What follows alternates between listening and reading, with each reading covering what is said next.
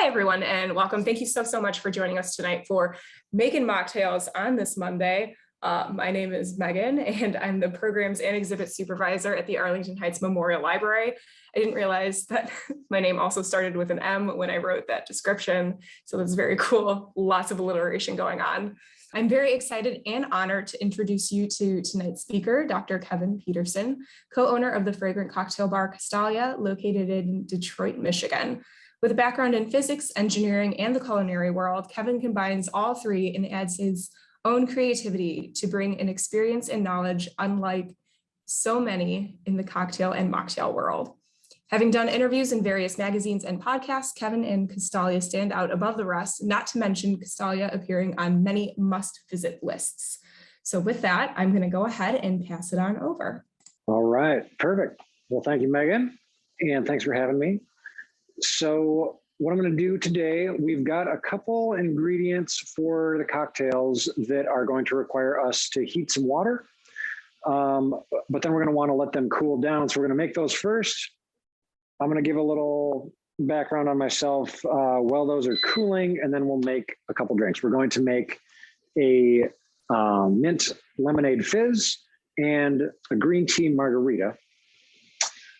So if you have means to heat water, I've got my little electric tea kettle here.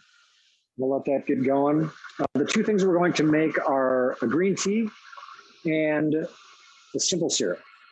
Now, the green tea, nothing fancy. I just have, Earl Grey green tea. If it's black tea, if it's whatever, I said green tea in the ingredients list, but whatever kind of tea you've got, we're just making a regular cup of tea. Now, one thing when making tea is that usually you want to pull the tea bag out after a few minutes once you've got the flavor you want, because the longer you let it extract, the more bitterness you pull out of the tea leaves. We're actually going to let this extract all the way until the water comes back to room temperature, because we actually want that bitterness. Now, when I am thinking about making mocktails, one of the biggest questions I have is, how can I slow down the person drinking this? Now, with cocktails, the alcohol sort of naturally slows people down. It's a very complex flavor. It's a very intense flavor. People tend to sip cocktails for 20 minutes, half hour, maybe even longer. But a lot of times mocktails, without that complexity that alcohol can afford, they're just a little more, frankly, just a little more straightforward and delicious. And people tend to take them down in a couple sips. And so if I'm serving a table and maybe two of the people have drinks with alcohol, two of the people have drinks without alcohol, I don't want the people with non-alcoholic drinks to finish theirs within 3.5 minutes and then have to sit there for 20 minutes while the other people at their table finish their drinks. So we're going to look at a couple different ways to add complexity to the drink and slow people down without alcohol. So my water just finished boiling. I've got my little teacup here. Got my tea bag in there. I'm just going to go ahead and pour that in, about 6 ounces of water for the tea bag. I'm going to set that off to the side and let that do its thing while we go on with some other ingredients. Now, the other ingredient that we're going to make tonight using the hot water is simple syrup. Now, simple syrup is actually quite simple. So it's just equal parts sugar and water. I use hot water because it helps the sugar dissolve. The reason that we make the syrup instead of just adding the sugar to our drink is that the sugar can dissolve quite slowly in a drink, and especially if all the other ingredients are cold, it really takes a long time for that sugar to dissolve, or it may not dissolve at all. So by the time you're done drinking your drink, it's not to the sweetness level that you wanted, and there's a bunch of kind of crusty, crunchy sugar at the bottom that you wanted in with your drink. If you make syrup ahead of time, you don't have to worry about it dissolving because it's already dissolved. It's a much quicker way to adjust your sweetness. It's also interesting because simple syrup is one of the big differentiators between home bartenders and professional bartenders. So professional bartenders almost always have a bottle, close at hand of simple syrup. And almost every drink that I send out with or without alcohol, I take a little taste. So I usually keep a little straw and a little shot glass. I take the tiniest amount out of the drink. And that's just my final quality control check. Is that drink where I need it to be? Is it cold enough? Is it too sweet, not sweet enough? Are there any adjustments that I need to make? And a lot of times I'll err on the side of not enough sugar. And then when I take that final taste, if I need to add another 1/8 ounce or 1/4 ounce of simple syrup, I can very quickly bring that sweetness up to the level that I want. So to make the simple syrup, I've got turbinado sugar. You can use white sugar. You can use brown sugar. Frankly, any kind of sugar is going to work. The difference between those is just the degree to which they've been refined. So white sugar has had all of the molasses components removed. It's down to just the sucrose molecules in crystalline form. With the turbinado sugar, not all of the molasses has been removed. So it's got a little bit more of a brownish color. It's got a little bit richer flavor, which I like.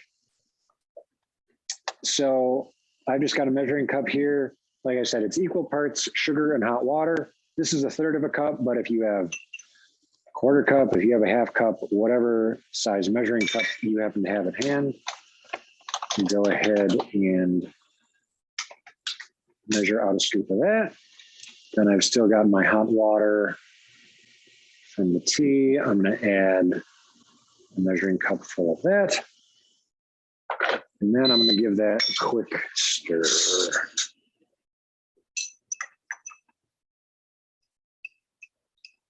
So you can see all that granulated sugars at the bottom. I'll give it a stir, then I'll let it sit for a few minutes. I might have to give this 2 or 3 stirs over the course of 5 minutes for everything to dissolve. And then I also want this to come back down to room temperature before I start mixing with it. Otherwise, it's going to throw off the final temperature of my drink. Okay. My spoon is going to cooperate and stay in there. All right, so we've got our green tea working. We've got our simple syrup working. Now, let me give a little intro. So, Megan touched on a lot of the main points. So thanks, Megan. But yeah, my name is Kevin Peterson. I started my life in my early 20s, my working life in the culinary world. So I worked in kitchens around the country. I went to culinary school. I thought I was going to be a chef someday. And basically, the closer I got to being a chef, the more I realized I actually didn't want to be a chef someday. I found that, a lot of the people that I was working for were living very intense lives, and it wasn't quite what I envisioned for myself. So I got out of that world and went back to school for physics and engineering. But I picked up perfumery as a hobby when I left the culinary world. And I saw a lot of ties between the way flavors are composed and the way fragrances are composed. And I started making perfumes and colognes that were based around culinary combinations. So different herbs, different spices, different citruses. But then I was combining those culinary ingredients with a lot of more specific perfumery ingredients. So resins, woods, flowers, that don't necessarily show up in the food world very much. And by putting those two together, I was able to create really interesting sort of olfactory impressions. So then I had played with food, I had played with fragrance, and at some point down the road from there, I got interested in cocktails, which I saw being about halfway between the food world and the scent world. And actually, the drink world pulls a lot from both sides. So, behind me, there's a wall of different spirits here with different flowers, different resins, different herbs, different spices, different fruits. So I found actually a lot of the flavors that I knew from the culinary world and a lot of things that I knew from the perfumery world were all present in the cocktail world, and just got really enamored with playing with drinks. But I also found that I didn't always want to drink alcohol. Sometimes I wanted a delicious drink with the complexity and the nuance of a cocktail, but it might not be the right time of day for a drink. I might have something going on later and I don't want any alcohol in my system. So I started playing around pretty heavily with mocktails as well. And I opened a bar, Castalia, about 4 years ago. And ever since we've opened, half of our menu has been drinks with alcohol, half of our drinks has been drinks without alcohol. And I've slowly refined the mocktail game more and more. And like I mentioned at the beginning of the class, one of my big ideas is, how do you slow down a person drinking a mocktail? And there are a couple tools that I use. One is bitterness. So for the green tea margarita, the green tea is going to provide the bitterness. There are also non-alcoholic bitters that we could use if you wanted something more like an old fashioned. Black coffee provides some bitterness. There are a number of ways to get bitterness into the drink. And then that is a tool to slow down the drinker. Another tool that I like to use is spiciness. So if we were to make, a syrup, if I had cut up a jalapeno or a habanero and put the pieces into the syrup, we would have, a spicy habanero simple syrup. Let me give this another stir. That's almost dissolved. Should be good in another couple minutes.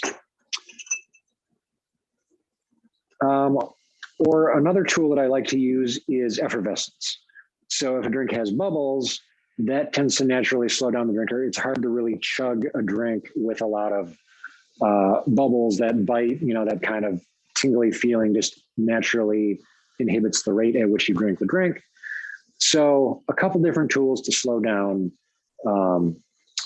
sipping a mocktail.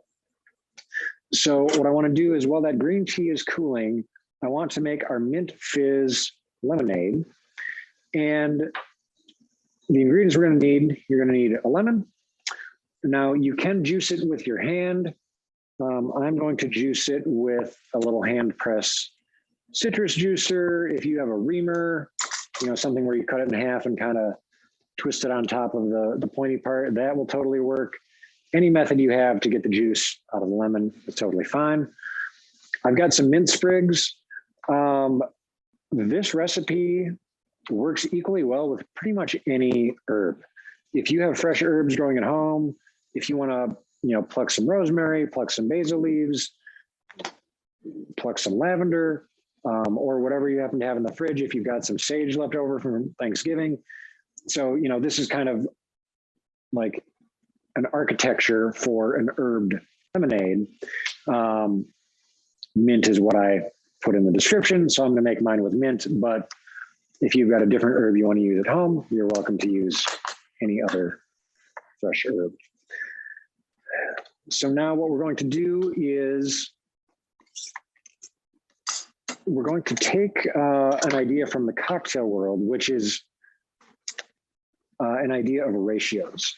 So a lot of times drinks are either bittersweet or sour sweet. And as long as you maintain a proper ratio of sourness to sweetness, that drink is going to taste as it should. The ratio that we're going to use, fairly simple, fairly easy to remember. We're just going to do equal parts citrus juice and simple syrup. So we did equal parts sugar and water for our simple syrup. We're going to do equal parts citrus juice and simple syrup for our lemonade. And as long as we keep that ratio, that 1-to-1 ratio, the drink is going to be balanced. If you want a little more intensely flavored drink, you can add a little more of each ingredient. If you want a little less intensely flavored drink, you can add a little bit less. I'm going to do 3/4 of an ounce of lemon and 3/4 of an ounce of simple syrup. Now that's very convenient because lemons are usually about 1.5 ounces. So if I do half of a lemon, that should give me about 3/4 of an ounce of juice. And I'm just going to go ahead. Well, actually, I might get some seeds with it. So I'm going to go ahead and squeeze it into a tin. If you have another glass, if you have whatever receptacle that's not your final drinking glass, go ahead and squeeze lemon in. And like I say, you can squeeze it with your hands. That works pretty well. If you are using a hand press squeezer like this, a little life hack is to slice the lemon peel a little bit on the side. Usually as you're squeezing it, you wind up having to kind of rip through that peel. If you cut the peel ahead of time, it makes it a little bit easier to squeeze all the juice out. The other thing is that juice loves to shoot out the side of this. So I always put my hand over top. You know, I'm doing this right on the bar top here. If this were a busy night, there would be guests sitting right where the camera is. So I would probably take this either in the back room or to the back bar to do this, but it's always bad practice to spray your guests in the face with lemon juice. Oh yeah, and so then I squeezed it. A lot of the juice came out the bottom, but a little bit always gets stuck around the edges. So you always got to turn to the side and shake it. The other thing I realized I forgot to say, with these hand press squeezers, the way they're shaped really makes it look like you should put the peel side down. And then this kind of mates with that, you know, the citrusy part. I find I get a lot better juice extraction if I put the flesh side down and the skin side up and push it out that way. All right, so I've got the juice of half a lemon here. Now I'm going to take a little tea strainer and just pull out some of the pulp and some of the chunks.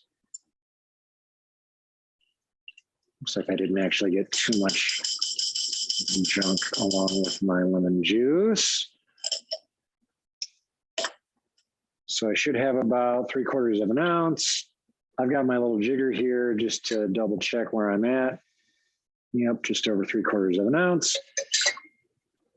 You could also measure this with measuring spoons. So a tablespoon is about half an ounce. So it would be tricky for me to get this in and out of that since I've got more than a half ounce. But I measured 3/4 of an ounce of lemon juice. Now my simple syrup here is basically ready to go.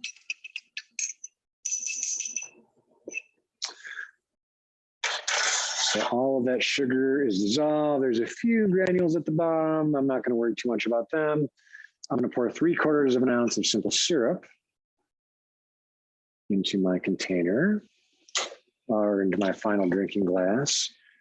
Now, if you're doing this with measuring spoons or with, you know, a measuring cup, again, the important thing is just keeping that ratio the same. Equal parts lemon juice and simple syrup. It doesn't matter a whole lot what the ratio is. Somewhere between a half ounce and an ounce of each is pretty standard, but whatever in that range is going to work totally fine. Now, we're going to top this with club soda because I'm guessing most of you at home don't have club soda on tap. I happen to, so go ahead and crack your bottle of club soda, and we will add about 5 or 6 ounces of the club soda to that. All right, so now I've got lemon juice, simple syrup, and 5 or 6 ounces of club soda. I'm gonna go ahead and grab a straw and give that a stir. And let's go ahead and taste this. This is still gonna be basically room temperature, unless you had your club soda in the fridge. There's a couple more steps we're gonna do, but let's see where we're at in terms of our lemonade.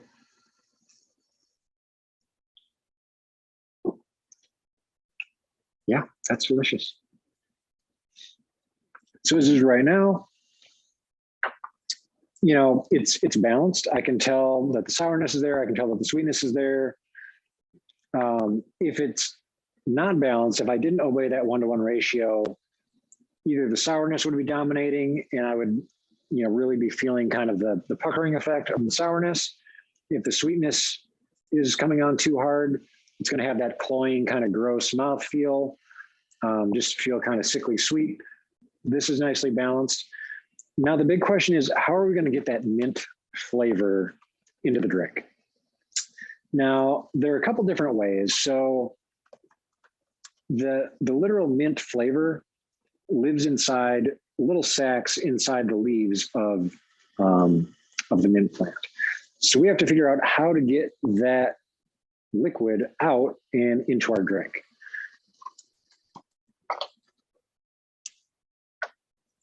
And then there are two ways that we're going to perceive that mint smell. One is with your nose, and the other one is as you're sipping, any of that mint oil that's in the drink is going to evaporate in your mouth and go up the back of your throat and into your nose. So we call that either orthonasal olfaction, is through the front of the nose. Retronasal olfaction is up the back of the throat, through the nose or into the nose that way. And we want to hit it in both directions. So the first thing I'm going to do is just lightly kind of bat the mint leaves against the glass, and that's going to break some of those little sacs and leave a thin residue of that mint oil on the glass. You can even try this on your hand, just sort of hit it against the back of your palm, get a nice, or the back of your hand. Now my hand smells like delicious mint. So the glass, now when I raise it up to take a drink, all that mint oil that I've sort of spread around the outside of the glass contributes to the aroma. Now, the next thing I'm going to do, and I have a ton of mint. If I was trying to be, if I only had a little bit of mint and I was trying to be very conservative, I would use the same mint in the drink. But luckily I have a bunch of mint and only a little bit of lemonade to make. So I'm going to grab a couple more leaves and I'm going to add them right into the drink. And then with a spoon, I'm going to push them to the bottom and crush them against the side of the glass to release some of that mint oil into the lemonade. Now, one thing with this technique is that once you crush the mint leaves, you start an enzymatic process that actually degrades the mint and gives it kind of a swampy flavor. So this is not something that you want to do ahead of time. This is what you want to do basically right when you are ready to serve the drink. It takes a while for that enzymatic process to happen. So we're going to release the mint oil and then hopefully drink the drink, or finish most of the drink before that enzyme process takes over and that swampy flavor becomes at all noticeable. All right, so I've mashed those around a couple times. Let's go ahead and try taking another sip. Yep, smells much more minty, both from the glass and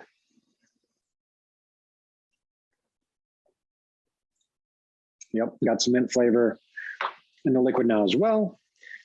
And then the last step that I'm going to do is add a couple ice cubes to keep everything cold. Where did I put my ice? Keeping the drink cold is also going to slow down that enzymatic process. So it's not going to, it's going to give you a longer time window before the sort of weirdness of that swampy flavor starts to take over. Now, I also like to add the ice after I add the soda water. If you add the ice before the soda water, sometimes the drink gets layered and it doesn't mix very well, and you get a couple really intense sips at the beginning, and then you wind up with mostly soda water. I like to have my drinks fully mixed, then add the ice. You can give it one more stir here.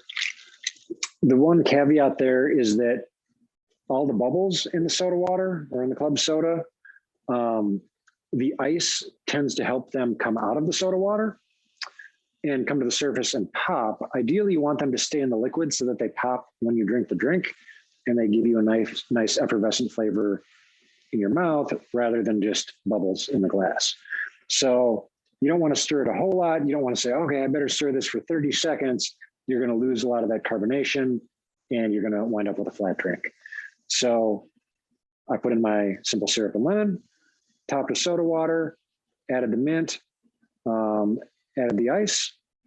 And then for the last step, I'm going to go ahead and garnish with one more sprig of mint. And this one I am just going to slap against my hand a little bit. Sometimes you'll see bartenders just kind of give it a clap. That helps break a lot of those mint oil sacs that are in the leaves. I'm gonna garnish. So now I've got triple mint in the liquid, mint around the rim, and a big bouquet of mint on top. So every sip I take, I'm getting a big waft of that mint. And cheers, everybody, to a mint fizz lemonade.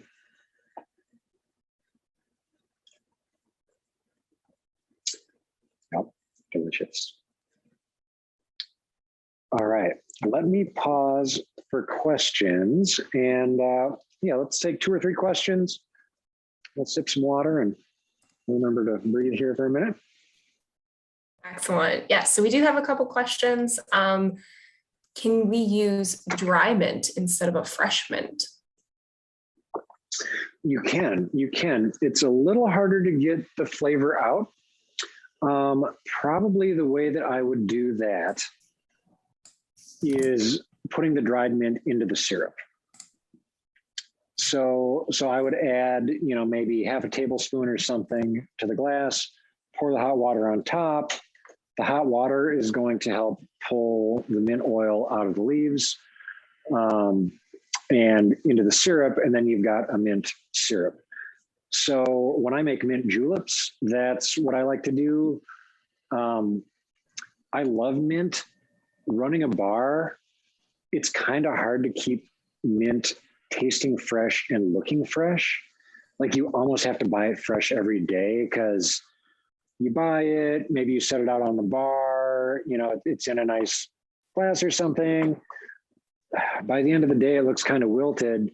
And so, I don't like having to buy it every day if I want it on the menu.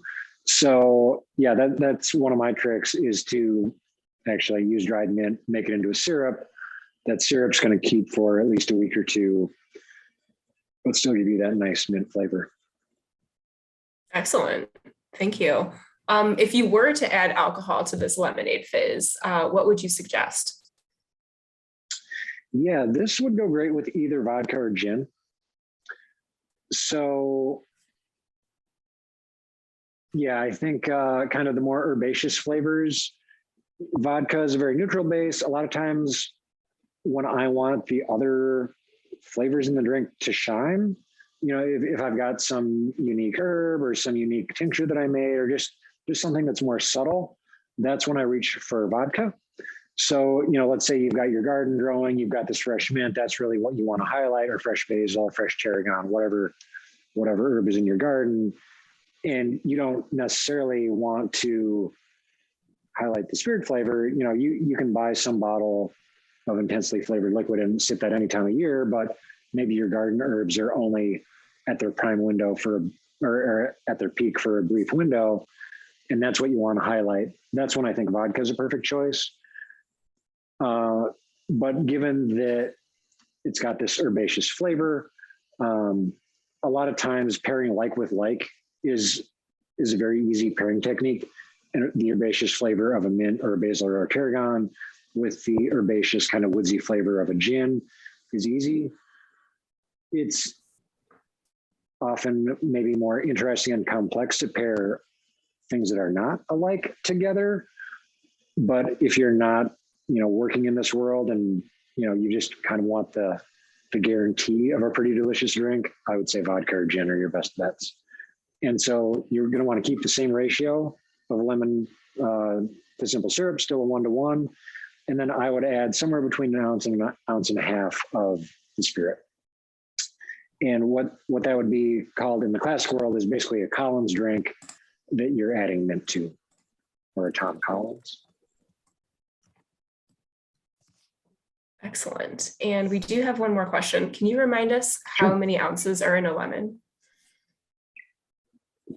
Absolutely. They're usually about 1.5, sometimes closer to 2. But yeah, when I'm prepping for the bar, we juice fresh every day.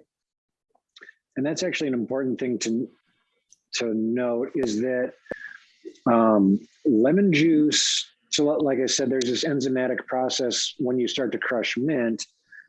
Actually, I'm just going to crush one up So by the end of the class period, you can kind of see what I'm talking about here. So if I mangle that a little bit,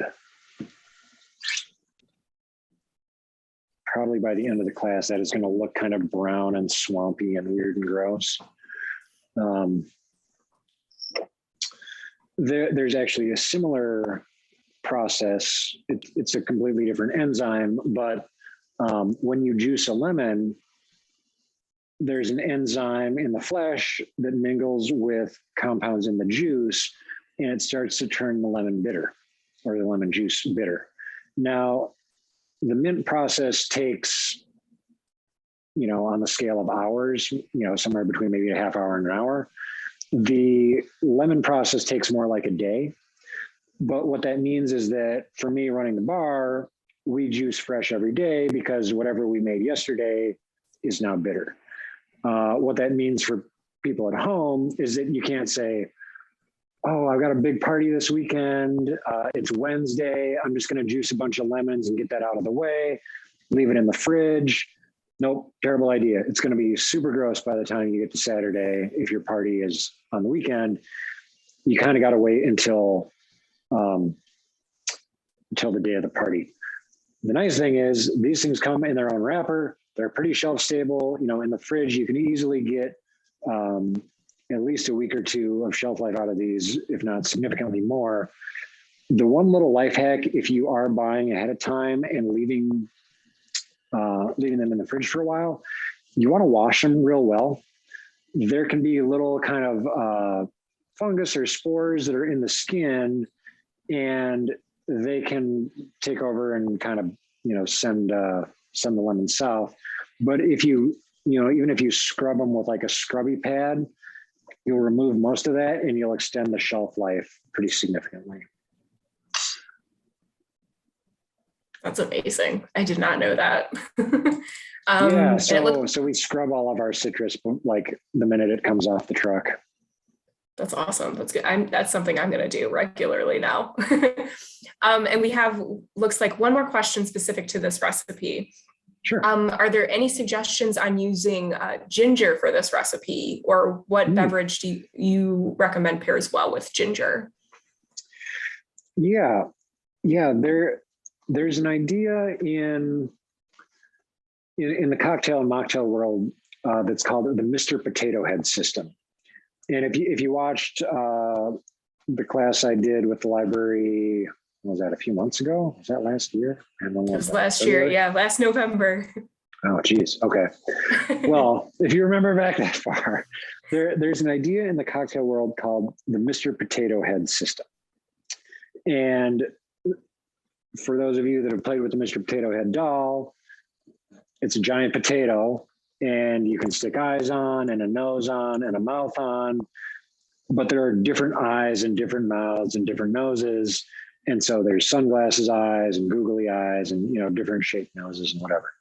And you can swap in and out different sets of eyes and different sets of noses and mouths, and it still looks like, a humanoid potato.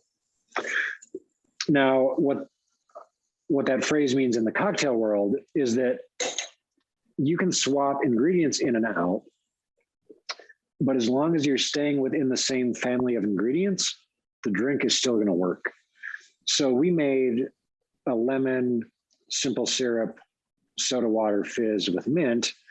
But like I already hinted at, if you wanted to use tarragon, basil, thyme, oregano, any of those culinary herbs are going to work because we're swapping in and out in the same category. So the way that I would say that in the bar world is we're Mr. Potato Heading the mint out, and we're Mr. Potato Heading tarragon in. Now, let's say I have limes and I don't have any lemons. Well, take the lemon portion out, put lime juice in. That ratio is still going to work. We're still going to keep a 1-to-1 citrus to sweetener ratio. Let's say I have honey, but I don't have any simple syrup. Okay, as long as I keep the ratio the same, the ratio of sweetness to sourness is going to be where it needs to be, and the drink is still going to work. So it's an interesting question with the ginger, because ginger is not maybe really the same as any of the components in here. So I would swap the ginger for the mint. And I would treat it in the same way. I would either, muddle it into the drink to get some of that ginger juice into the liquid. I would maybe chop the ginger root open and spread a little bit of the ginger juice on the rim of the glass so I get that aroma. I probably wouldn't garnish it with a big chunk of ginger. I feel like that would look kind of weird, but that's how I would use the ginger, or I would make a ginger simple syrup. So I would kind of chop it into pretty fine cubes, drop it in, and then add my hot water and sugar. And then while the sugar is dissolving and I'm making the syrup, it's pulling out a lot of that ginger flavor and making a ginger syrup. Excellent, thank you. And I think we are all caught up on questions now. Okay, perfect. Let me take one more sip of my delicious mint lemonade.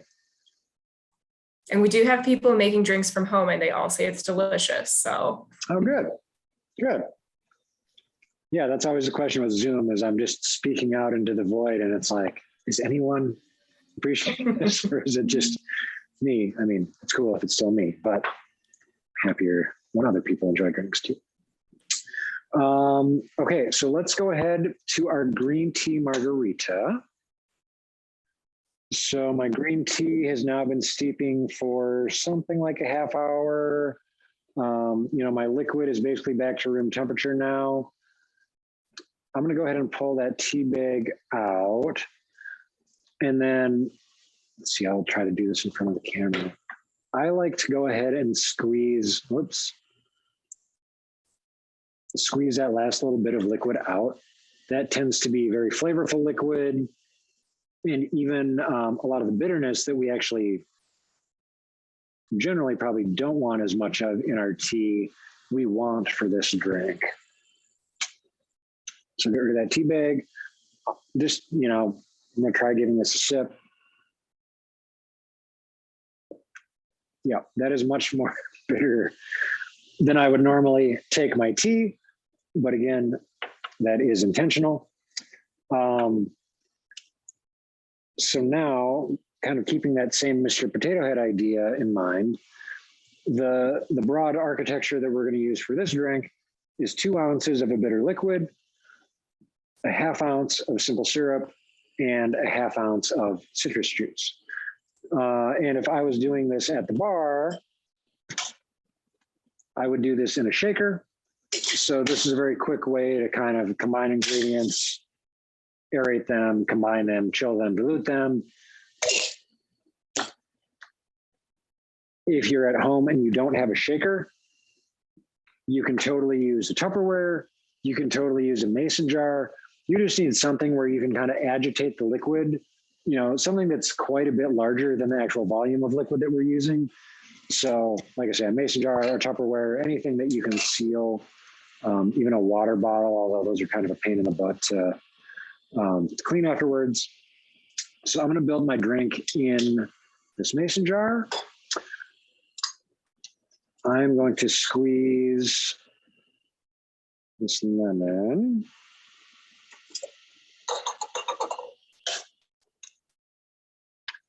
It's the same process as before. Get the juice out, turn it to the side, get that last little bit out. Throw that spent lemon in the trash. And then I want a ½ ounce, which is 1 tablespoon. You could also measure this with a jigger if you're more comfortable with bar tools. But if you don't have them at home, 1 tablespoon of lemon juice. And then I've got a little bit left over. And then 1 tablespoon or a ½ ounce of simple syrup. And then I'm going to do 2 ounces of the green tea. So that's going to be 4 tablespoons. I'm going to do this over the sink because I just feel like not all of this liquid is going to smoothly go into the measuring spoon as I would hope. Okay. A little splatter, but nothing too significant. So now I've got 2 ounces of green tea, a ½ ounce of lemon juice, and a ½ ounce of simple syrup. Then I'm going to add about 5 ice cubes. Now my ice has been sitting out for a minute, so I'm just going to strain off the water. Now, when you shake a drink, you're not just mixing it. Before I got into this world, I really thought the only point of shaking or stirring was to just combine the ingredients. There are a couple more things that you're doing. With the ice in there, okay, of course you're chilling the drink. Everything's at room temperature now. It's going to be, closer to 30 or 35 Fahrenheit once I get done shaking it. I'm also adding water. So as that ice is melting, it's of course turning into water. And for most drinks, you actually add about 25 to 30% as much water to the drink as there are in the ingredients. So we added 3 ounces of ingredients, 2 ounces of green tea, ½ ounce lemon, ½ ounce simple. We're going to add about another full ounce of water by shaking, just through the ice that's melting. And then the last thing, if we were to stir this drink, we wouldn't be adding many air bubbles, but I actually want that mouthfeel that comes with adding air bubbles to the drink. So we're going to go ahead and shake this pretty vigorously for about 12 seconds. 12 seconds is about how long it takes for the ice to melt, to get as cold as we want, and to add as much water as we want. So 1, 2, 3, 4, 5, 6, 7, 8, 9, 10, 11, 12. I can feel that my jar is very cold now. Now, if I were doing this at the bar, I would pour the drink through a tea strainer to catch any pulp, to catch any seeds, to catch any little ice chunks. When I'm making drinks at home, one of my biggest concerns is how few dishes can I make? So what I'm going to do is just pull the top of that mason jar back just a little bit, leave a little gap in there so that I can pour everything through.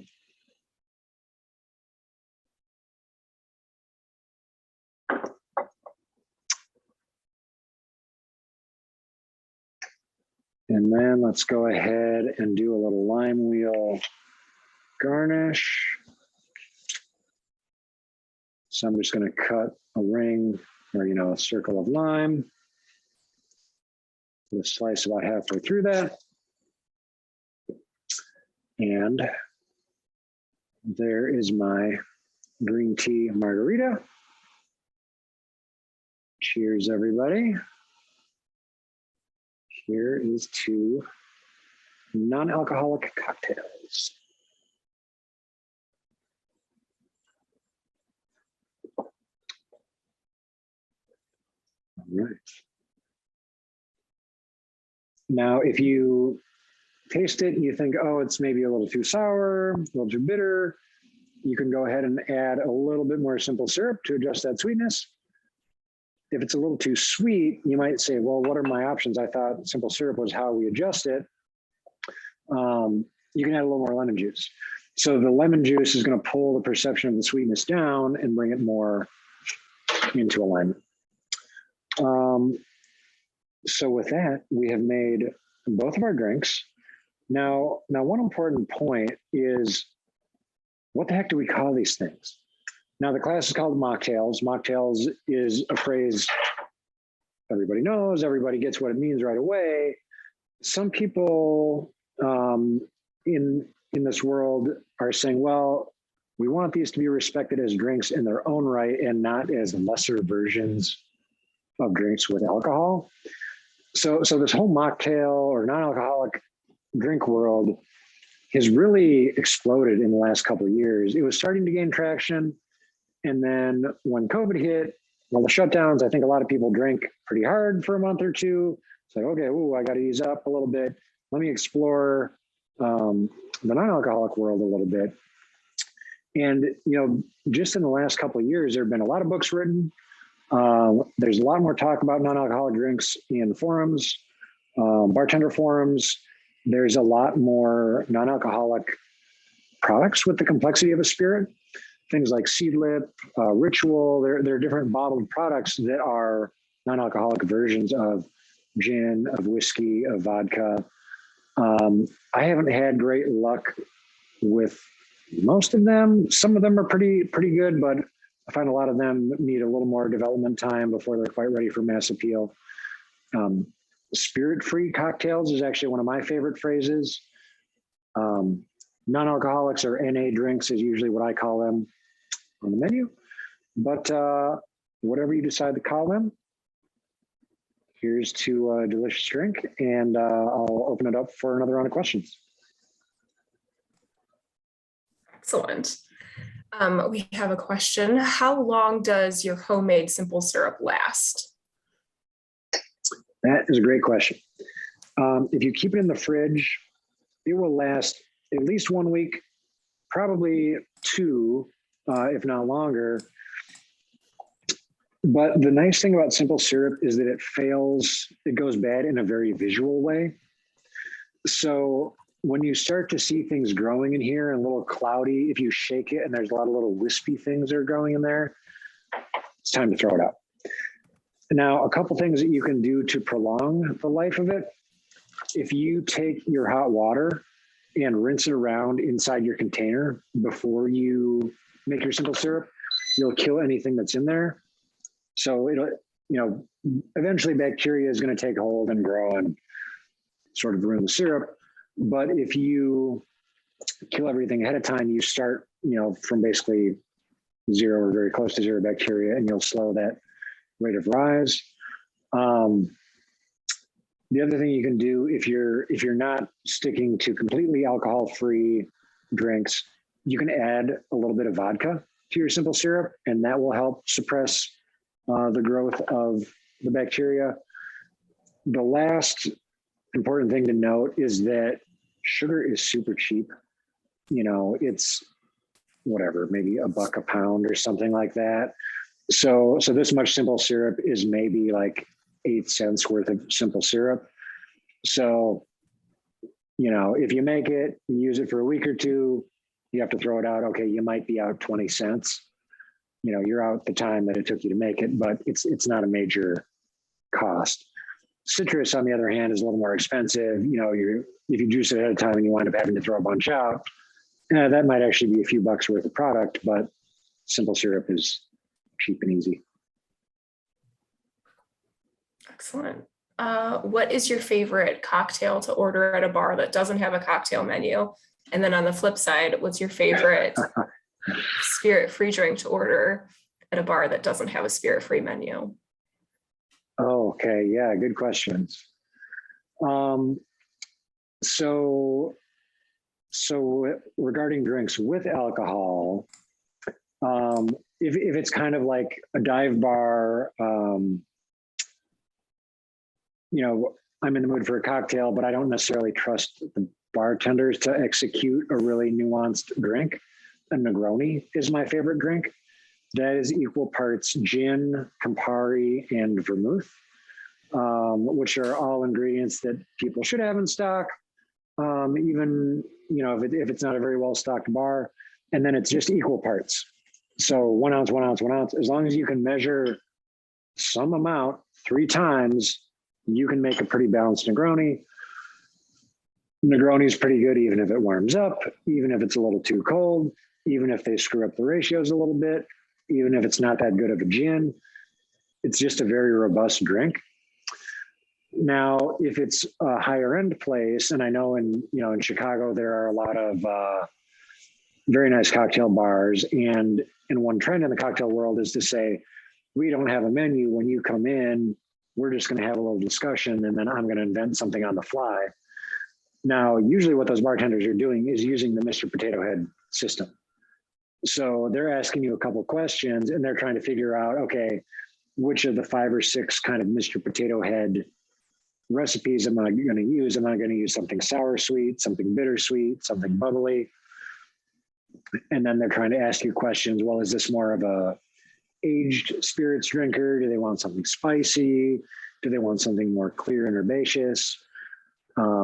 Which is a similar process. Sometimes, like I have a menu at my bar, but some people, or, maybe a regular comes in, well, I've already tried everything on your menu over the last, month or two. I want something new. Okay. I've got kind of a standard set of questions. So my usual response to that kind of question is brown, bitter, spirit forward. So, things in the old fashioned Manhattan, kind of that direction. But usually I'm hoping they've got some kind of a weird, unique bottle with an interesting flavor behind the bar that they can combine to make an interesting take on one of those classics. Now, with non-alcoholic drinks, that is tricky because you both have to assess what ingredients do they have in house and how skilled do you think the bartender is. So my wife drinks very little. So often when we go out, it helps that I'm a bartender, so I can kind of parse the menu. But what I'll do is I will read the cocktail menu, the drinks with alcohol, and I'll pick out, okay, what non-alcoholic liquids do they have in house? Oh, they've got a drink with apple juice in it. Oh, they've got a drink with, okay, I see them using fresh citrus. Okay, I know they've got lemon juice and lime juice and grapefruit juice behind the bar.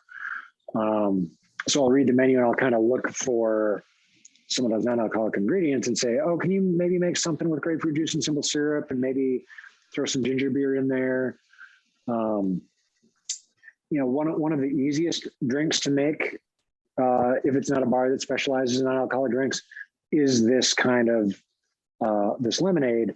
Hopefully they have some citrus juice. Hopefully they have some simple syrup. Even a pretty basic bar that does any cocktails should have those. And then if they have soda water, or even if they have ginger beer or Sprite or 7-Up, anything with some effervescence, that can at least get you to something resembling the complexity of a cocktail. It might be a little bit on the sweet side, but if you're not drinking, you've probably hit your quota of ginger beers for your lifetime. I know when I've done dry January a couple times, and when I go out, I'm like, okay, I guess I'm having another ginger beer. But sometimes I'm just ready for something with a little more, variety than just ginger beer. So yeah, this Collins or this mint fizz lemonade architecture is a good thing to rely on. Excellent. Thank you. And how would you make your mocktails more festive for the holiday season? Good question. So, garnishes and colors are the best way to kind of liven things up. The other thing is fancy glassware. You'll notice that just in the course of the last hour here, I've used like 5 different kinds of glasses. So a lot of my bartender friends go to thrift stores and you can find a lot of really cool glasses. It's harder to use them in a bar setting because we're handling them so much and washing them so much that the more antique stuff tends to break. If it's just stuff that you're going to use occasionally on special, holidays or special occasions, yeah, you can get some weird stuff. I've got a couple weirder, more antique, kind of things with interesting patterns in the glass that I don't, I only kind of serve with these if it's a special customer or someone that I think needs a little special handling. And then as far as colors, so 2 ingredients that are an easy way to really enliven a drink. Dried hibiscus flower is pretty cheap. You just make a tea out of it the same way that we made the green tea, a little pinch of hibiscus leaves, 5 or 6 ounces of hot water. It turns this brilliant red color. And you can use that hibiscus water either to make your simple syrup, or it's kind of neutral enough. It does have a flavor, but it's neutral enough. You can just add a 1/2 ounce of it to your margarita or to your lemonade, and it's just going to turn it this really bright, brilliant red. There's another ingredient that's a little more obscure called butterfly pea flower. You might have to order it online. If there's a spice store or a tea shop near you, they might carry it. But when you make a tea out of it, the same as the green tea, it turns a brilliant blue color. And then the cool thing with butterfly pea flower is that it is acid sensitive. So if you pour lemon juice into it, it turns pink. So you can take a little bit of that butterfly pea flower and maybe pour it into your lemonade real gently, and you'll wind up with kind of a bluish tint at the top that fades into a pinker color towards the bottom, and really just an interesting way to sort of enhance the color of the drink without affecting the flavor too much. Then on the garnish side, anything fresh and bright and green looks great on top of a drink. Citrus wheels and citrus peels are another easy way. So, if I've got my lemon, I can just take a little bit of that peel. And you'll see a lot of bars. Now, the essential oil of the citrus lives in the peel. So a lot of times they'll squeeze the citrus over the drink for the sake of the aroma. If I'm doing it for visual appearance, I'll put it on the cutting board and I'll kind of trim off the rough edges and give it a little more interesting shape. So I'll hold this up in a second here. I just kind of cut this into a trapezoid here with a little slit in the middle. And then I can stick that on the edge of my glass.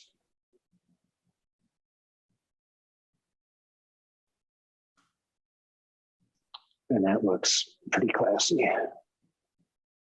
And it took all of 20 seconds to do.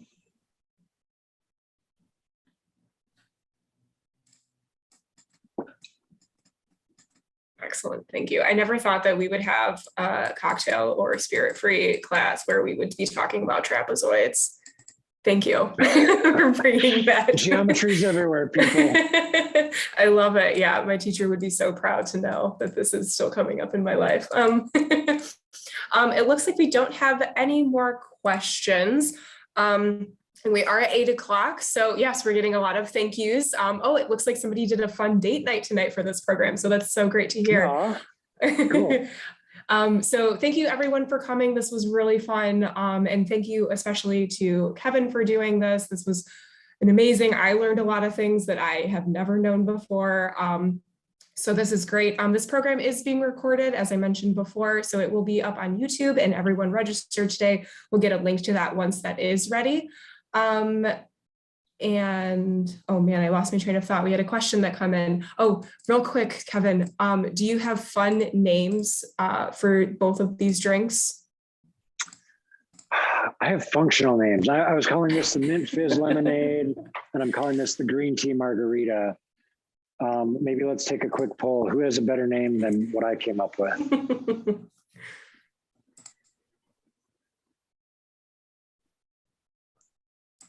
We can call this the Bitter Betty, and we can call this the bubbly, bubbling, I don't know. Sorry, put me on the spot here. I know, I'm sorry, I apologize. Oh, but it works for them, so we're all good. Okay. Excellent. Well, thank you everyone. Once you leave tonight, you will be directed to a survey. Again, this greatly helps our future programming, and we'd love to hear from you. So until the next program, thank you all very much and have a great night. Cool. Thanks, everybody. Take care.